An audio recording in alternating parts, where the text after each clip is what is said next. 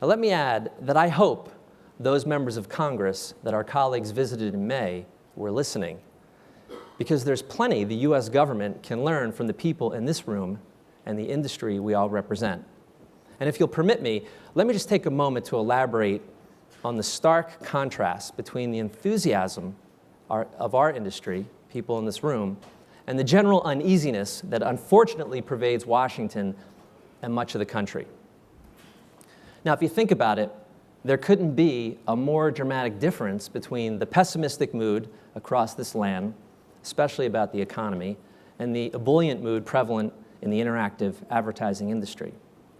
The sad fact is that there exists today in our country almost a defeatist attitude that is so alien to all that our country stands for. So if you contrast that pervasive negativity with the prevailing attitude in our industry and in this room, where you have a feeling of optimism, a can-do mentality, a sense that anything is possible, and while the overall economy continues to struggle with more than 14 million Americans looking for work, the online advertising business is now growing at a rate of 23%, with revenues in the first half of the year of $15 billion.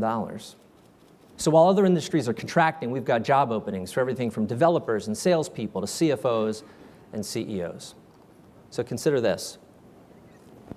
2 years ago, the IAB commissioned a study by Hamilton Consultants and 2 Harvard Business School professors that defined the size and the scope of the advertising-supported internet economy. Now, the study was an eye-opener for many reasons, but most of all for the incredible impact it revealed that our industry has on the broader economy. The online ad industry created more than 1.2 million jobs and contributed $300 billion directly and $400 billion indirectly to overall economic activity in this country. And again, these figures are several years old, so you can imagine what the contribution has grown to today. Now, in light of the continuing growth and success of the ad-supported internet industry and the contribution it makes to the broader economy, is there something the US government might learn from what we've done and how we've done it? Now, the answer, with all respect to our elected and appointed officials, is unequivocally yes. Now, I recognize it's a bit presumptuous to compare a hugely complex US economy that's hundreds of years old with an online industry that's been around for less than 2 decades. But I do think, even as young and evolving as our industry is, we've already got some teachable lessons here. So allow me, if you will, a few unsolicited suggestions as to what a seemingly dysfunctional US government might learn from the people in this room. First, our legislators can learn from us that coopetition works. Now, many believe our government's biggest problem is that the Democrats and Republicans simply refuse to agree on anything. The other side's the enemy, pure and simple. And any attempt to compromise or work together and put competitive differences aside for the benefit of the common good is scuttled. What inevitably results is stagnation and gridlock. Nothing gets done, and pessimism reigns. Now, our industry is just the opposite.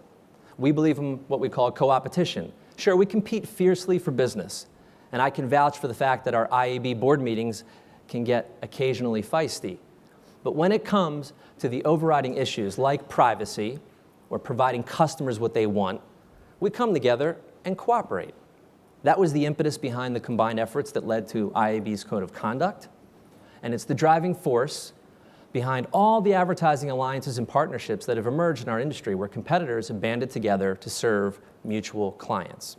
So the fact is, coopetition works, and our political leaders should take note.